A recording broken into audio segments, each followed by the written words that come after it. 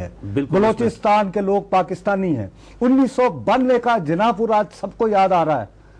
میرے بھائی ہیں ڈاکٹر شاہد مسعود، ہمارے ویٹرن ہیں. یہ شروع کریں نا، خود بتائیں ڈاکٹر شازیہ کے ساتھ کیا ہوا تھا، کیسے وہ ملک سے گئی. ہاں وہ تو اس میں سارا خود بتائیں نا. 1992 جناح پور کر رہے ہیں اس کا. ڈاکٹر صاحب کو میرے بھائی ہیں، میرے دوست ہیں، لوگوں کو یہ بتائیں. ان کی ماشاءاللہ کریڈیبلٹی ہے، بہت بڑی ویورشپ ہے، ان کا ایک نام ہے. بتائیں ڈاکٹر شازیہ اس ملک سے کیسے گئی تھی، وہ پروگرام کریں. 1992 میں کیا ہوا؟ اچھا بریگیڈیئر صاحب آصف ورحون آ گئے، فلانے آ گئے، یہ وہ آ گئے. آج یہ جن کو مار رہے ہو لوگ یہ سمجھتے ہیں 20 سال بعد کوئی اور بریگیڈیئر امتیاز صاحب کہیں گے کہ نہیں وہ تو راک ایجنٹ نہیں تھے. ہاں یہ تو تھا ہی کوئی نہیں. تو پھر کیا ہوگا؟ آج کی بات آج کرو. بلوچستان کو اپنی کالونی سمجھتے ہو، میں معافی چاہتا ہوں، کوئی تم لوگوں میں سے نہیں بولتا. یہ بات کرو کہ بھئی ہم نے بلوچستان کے لوگوں کی تسلی کے لیے کیسی، کیا پاکستان کے اندر 2 ایسے لوگ نہیں رہ گئے ہیں جو بتا سکتے اکبر بگٹی کے ساتھ کیا ہوا، تو اور باقی غلام محمد کے ساتھ کیا ہوا، شیر محمد کے ساتھ کیا اور ہوا، جب وہ آ کے ٹیلی ویژن پہ کہیں گے کہ ہاں بھئی ہم لوگوں نے تحقیق کی ہے. مثلا جیسے یہ ایک آرگومنٹ دیا ہے نا رئیسانی صاحب نے. اس کے علاوہ یہ جو روزانہ مارے جا رہے ہیں کوئٹہ کے اندر چھوٹے چھوٹے یہ کیوں ہو رہا جو ہے؟ وہاں پہ سیٹلر ہیں ان کو بھی ٹارگٹ کیا جا رہا ہے. 316 لوگ تو مجھے یاد ہے 1970 میں ہمارے بہت بڑے اخبار نویس ماشاءاللہ ہمارے بزرگوں میں سے الطاف حسن قریشی صاحب گئے تھے. انہوں نے 7 روزہ زندگی کا ٹائٹل تھا محبت کا زمزم بہہ رہا ہے، اور اس کے بعد پاکستان ٹوٹ گیا تھا. میں کیسے اپنی وہ توہین بدل سکتا ہوں؟ ہم اپنے میڈیا کو اپنا کام کرنا چاہیے کہ آج جو میرا ملک ٹوٹ رہا ہے، جو جل رہا ہے، اگر میں آج اس پہ بات نہیں کرتا تو 1992 کے جناح پور کو میں نے کیا کرنا ہے؟ میں نے کچھ نہیں کرنا اس کا. لیکن مجھے مجیب کی 2 تاریخ ہے، یہ لائن پر لے کر دیں. 316 بندے مر چکے ہیں بلوچستان کے اندر، اور پھر ابھی تک حالات بگڑتے جا رہے ہیں. اے پی سی کا آپ نے کہا، اے پی سی نہیں بلوائی، آپ نے کہا کہ ہم علاج کریں گے. نواز شریف صاحب اپنے گھر سے نہیں اٹھتے، پرائم منسٹر صاحب باہر جاتے ہیں، پوری دنیا کے مسئلے حل کرتے ہیں. پریزیڈنٹ صاحب کے دوروں سے فرصت نہیں ہے، بلوچستان پہ مجیب احمد ہمارے بیورو چیف لائن پر ہیں. مجیب صاحب السلام علیکم. وعلیکم السلام.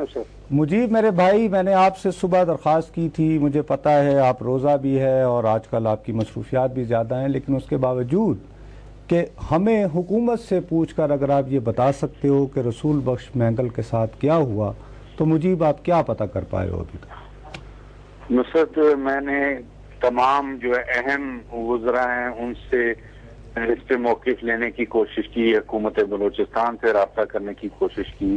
اس پر بولنا نہیں چاہتا. انتہائی افسوسناک بات یہ ہے کہ کوئی اس پہ اپنا رد عمل ظاہر نہیں کر رہا.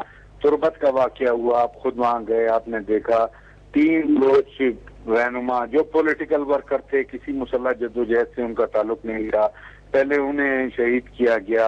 اور اب یہ رسول بخش مینگل یہ خزدار سے جا رہے تھے کراچی کی طرف، اتر میں ان کو بس سے اتارا گیا، نامعلوم مسلح افراد انہیں لے گئے.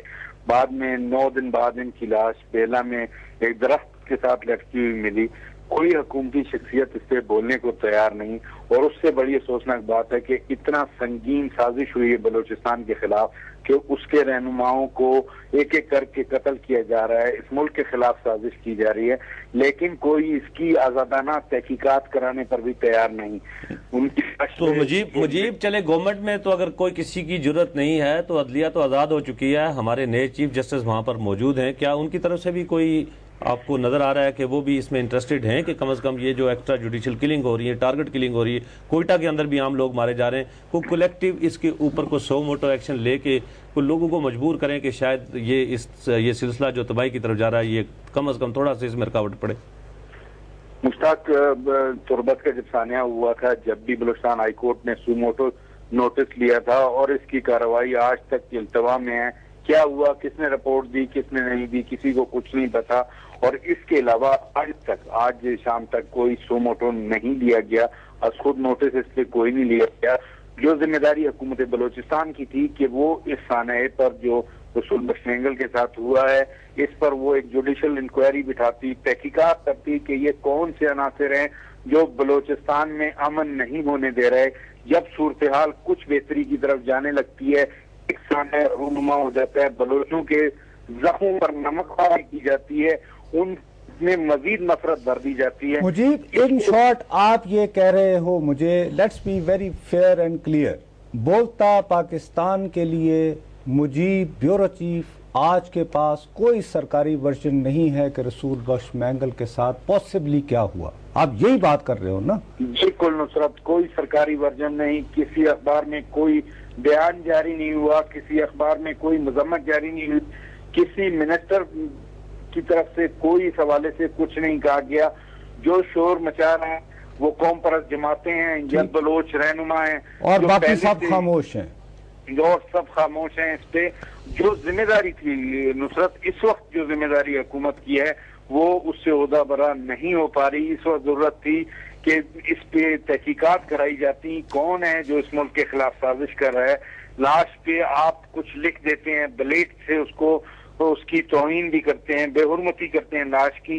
ایسے کون لوگ ہیں؟ ان کو پکڑنے کی ضرورت ہے، منظر عام پلانے کی ضرورت ہے. بالکل آپ کا بہت بہت شکریہ مجیب. نوسر صاحب، بات کسی یہ کے ہے پاس کہ میں اگر علاج نہیں ہے نا، ایک میرا خیال ہے کہ ایک کالر بھی ہولڈ، خاران سے کالر ہے، خاران ہوگا نا بلوچستان. جی السلام علیکم. جی وعلیکم السلام مشتاق صاحب. جی خاران سے بات کر رہے ہیں؟ ظاہر بلوچ بول رہا ہوں خاران سے. جی ظاہر صاحب. مشتاق صاحب، میں نے ابھی یہ مجیب صاحب کی بھی بات سنی، آپ لوگوں کی بات سنی، رسول بخش کے حوالے سے جو آپ لوگ بات کر رہے ہیں. تھوڑا سا آپ اور نصرت صاحب ایک اس میں خدشہ ظاہر کر رہے تھے کہ غالباً ان کی ذاتی دشمنی بھی ہو سکتی ہے.